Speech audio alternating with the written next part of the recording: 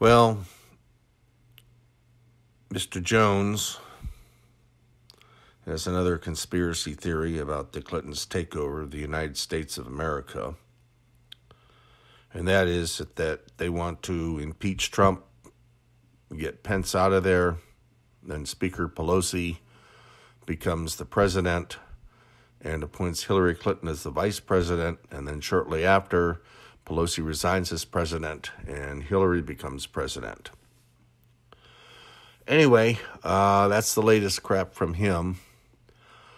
Getting back to the business here at hand, there is an article that's been appearing by Clarissa, Fox News.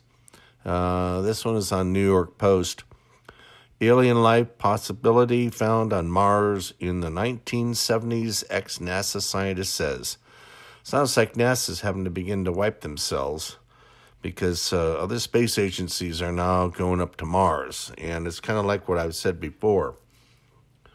They show all of the stuff that other folks will find. They just hide it in photographs in the background or the far left or the far right, so that when they get caught by these other agencies, as I say, how come you didn't show us these things? Well, they're in our photographs. It's not our fault that you didn't zoom in.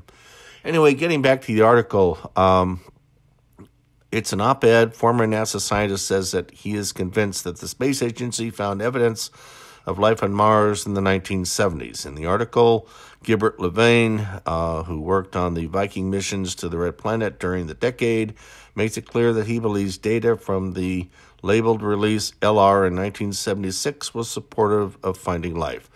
Anyway, I'll continue on with the article. I'll have the link to it posted here. It's interesting, and let's take a look here. Let's see. Let's go to UFO Leaks and see if there's anything there that is interesting. We'll take a look at. Let's see. There's another guy that says, humans will never live on another planet. Nobel laureate says. Well, that's part of the, I guess you would call it deep state, whatever that crap is. Here's reality. We're messing up the Earth and any far-out ideas, colonizing another orb when we're done with our own, and wishful thinking. That's according to Michael Mayer, an astrophysicist. Well, it's part of the scholars. Let's see. Probably NASA's paying him some money to write that. Let's take a look here. I should say the government, because NASA is the government. Let's see what we got here. I don't see anything right now. There was a film recently that was good about EMP. Let me look here on Amazon. It's an interesting one. It's not talked about much. Let me log on here and see if we can get to that. Now I can get to the name. EMP is electronic magnetic pulse. It's very, very good. Very well done. It's it's a low budget independent type film, but it was done well. Let's see if I've got it here. No, I don't. I took it out, but it's EMP. I will see if I can locate that. Let's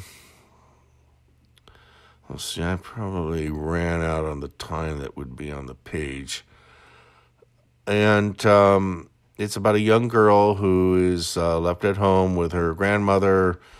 Something to do with the North Koreans, the Mexicans, and the United States didn't come to some deal. North Korea exploded some sort of a weapons test that knocked out the power all over the United States. She finally finds her father in the end of the movie. If I get the IMDb on it, I will get a link to that. And anyway, with that being said, we will see you in the next clip.